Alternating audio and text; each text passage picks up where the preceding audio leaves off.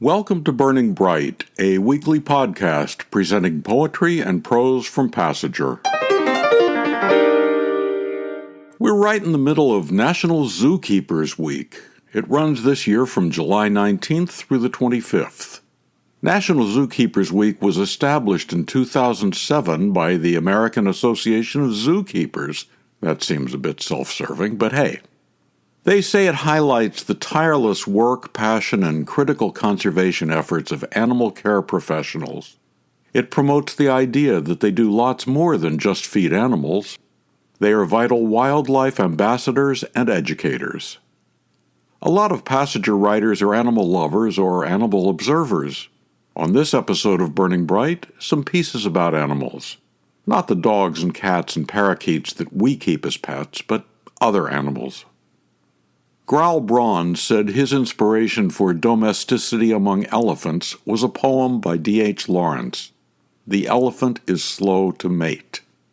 He said that based on a National Geographic account of elephants mating, he found Lawrence's poem inaccurate and sentimental. So he wrote his own version. The beasts were once monogamous, but thrill slowly dwindled. Males gradually turning into 5-ton Don Jose's.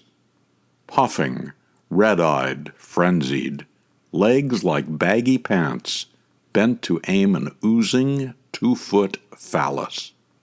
And surfeited or not, loud and clumsy, stumbling over calves, trumpeting their maleness, then rumbling off alone. The cows endured, confided in each other, as cows will do, and started sharing chores, babysitting calves, foraging together, while the males, ignored, blundered about the woods, doing mostly the patently absurd. And those who tried to return faced only hostile trunks instead of tempting tails. Must not, a must from this time forward. Although the ladies held each year an open house, to let the oafs abide a week for necessary seed. From Passenger's 2011 Poetry Contest issue, Graal Braun's poem Domesticity Among Elephants. Graal said his first name is a composite of his parents' names, Grace and Albert. The second, elephantine, poem is by Anne Frydman from her book The 3 O'Clock Bird. Elephants.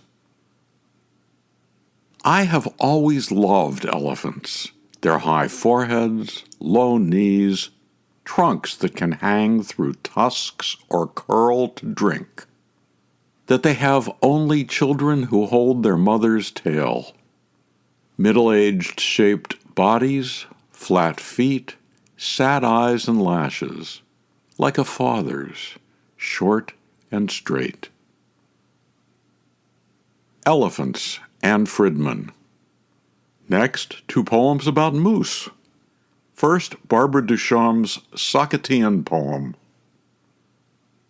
A young bull moose drinks loud and long at Socketian stream. In morning sun, he dips his muzzle in fast-running water. He hears the plain clang of aluminum boat and geese honking. Is this why he lifts his head, turns and walks to the woods?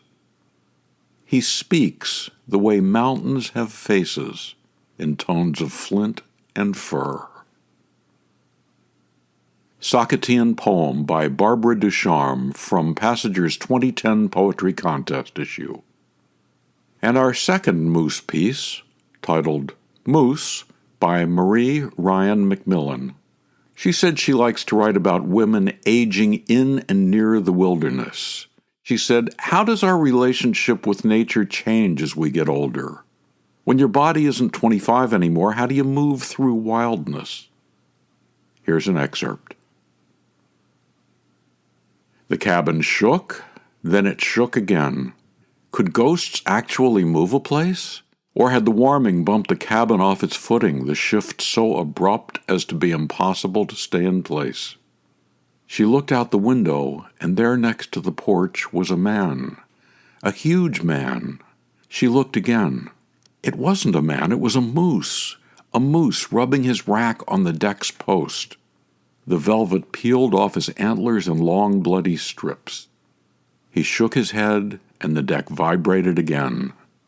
They'd seen moose around the cabin before, but they usually stayed their distance. At least she thought so.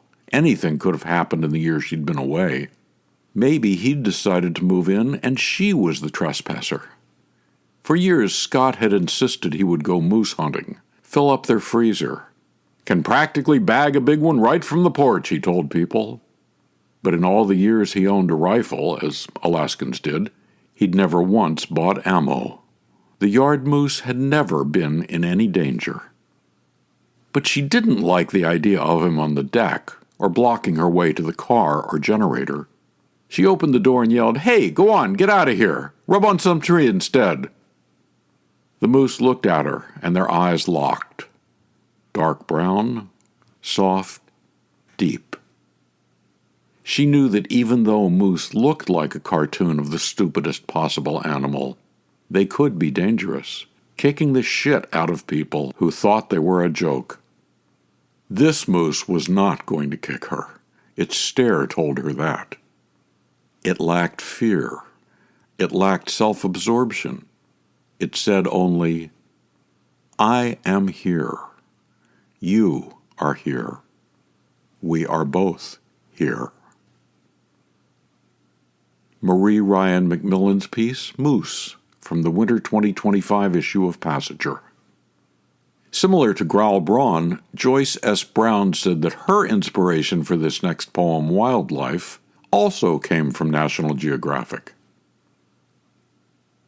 Hyenas are among the least attractive in all God's court of animals, misshapen as the hunchback of Notre Dame, cacklers, cunning carnivores.